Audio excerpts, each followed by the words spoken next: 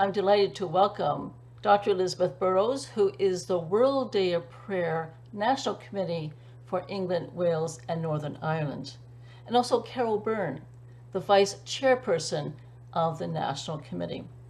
We're eager to hear about your experience as part of the writing committee so that we can practice informed prayer.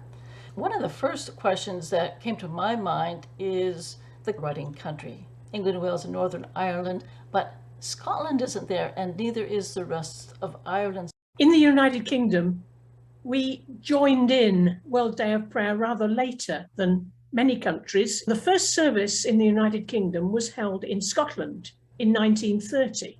England followed suit in 1932, Wales in 1933, and Northern Ireland didn't join until 1943. Wales joined with England, and later on Northern Ireland joined with England and Wales. But Scotland has always retained a separate committee, as has the Republic of Ireland.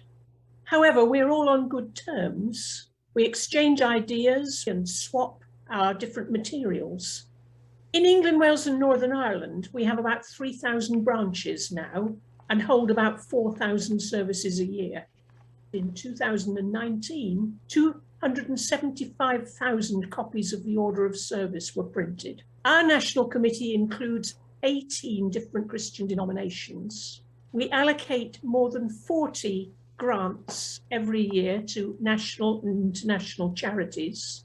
And we also support our prayer partners in Albania. In reading through your country backgrounder, there is talk of how the countries grew through seafaring, exploration, piracy, trade, colonization, and so on. We're wondering how the strife from internal conflicts and past colonization is being addressed today.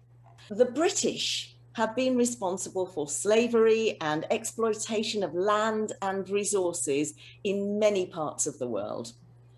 Our countries have always been based on waves of immigration, from the Danes, the Huguenots, the Jewish refugees, more recently Irish, Poles, Italians, South Asians, East Europeans, Africans, and many others. And many of these have been members of the British Empire, later called the Commonwealth, who considered themselves British, were often invited to work in Britain, and who were devastated when not welcomed, and sometimes even asked to leave. And my own mother was born in what is now Myanmar, Burma, and came to England in the 1930s and had that experience.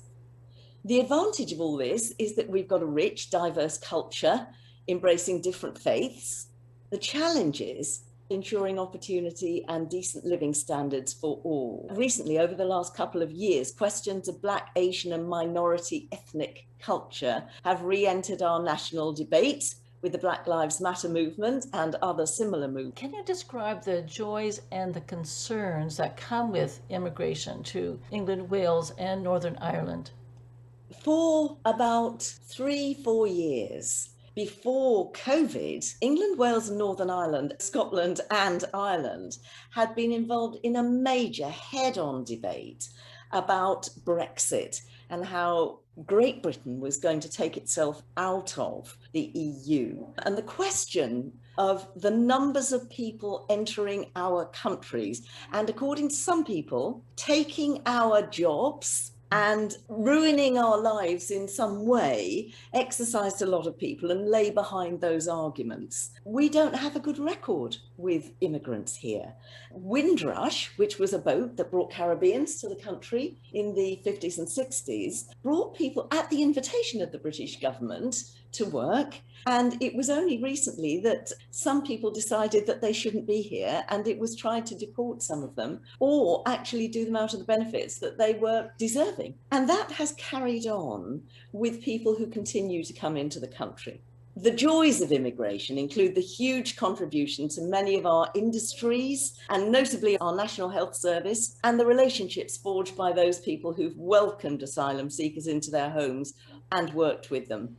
We have shortages in a number of areas of labour, and so we do well to allow those asylum seekers to work over here, since most of them probably will end up staying here. What aspects of women and children's lives in England, Wales, and Northern Ireland need our prayers today? When you take part in the World Day of Prayer service on the 4th of March, you'll be introduced to 3 women called Lena, Natalie, and Emily. They are real people. We haven't made them up.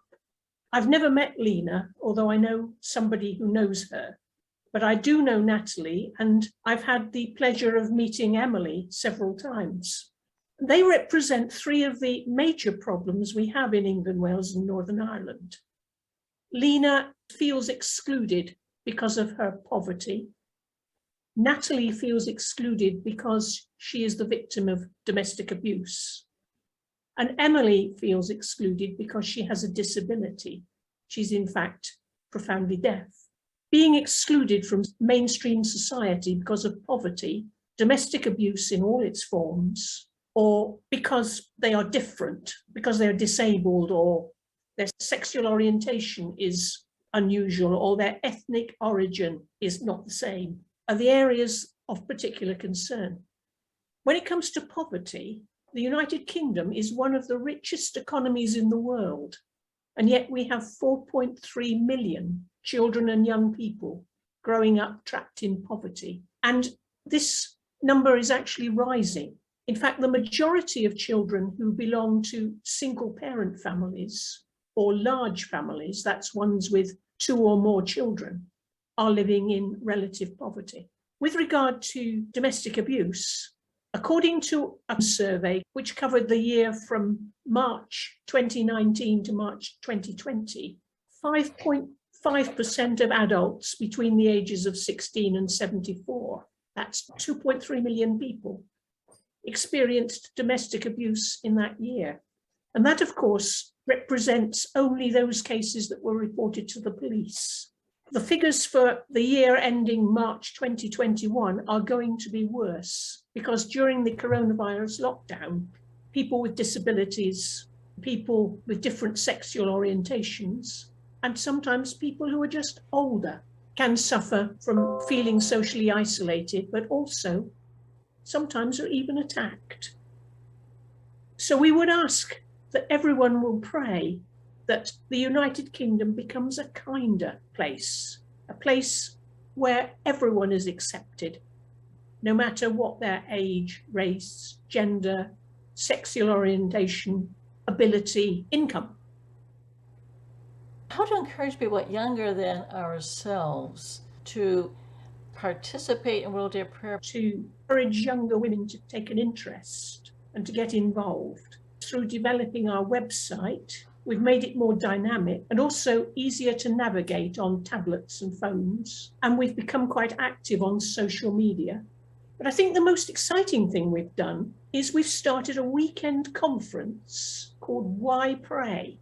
That's letter Y, not WHY. And it's for women who are interested in exploring prayer creatively. We started doing this every other year, but were persuaded by participants that we needed to do it every year. And they now run the weekend themselves with very little input from the National Committee. One result of Why Pray has been that the National Committee now has 3 committee members who were under the age of 30. Sadly, the main obstacle that younger women face is our local branches, reluctant to change anything. For example, we've always had our service at 2 p.m. and we don't see why we should change, even though 2 p.m. is the worst possible time for any woman who works or has a family. Thank you, Elizabeth and Carol, for taking time today to share. We look forward to what God is going to do through the movement of prayer taking place across the world to celebrate World Day of Prayer.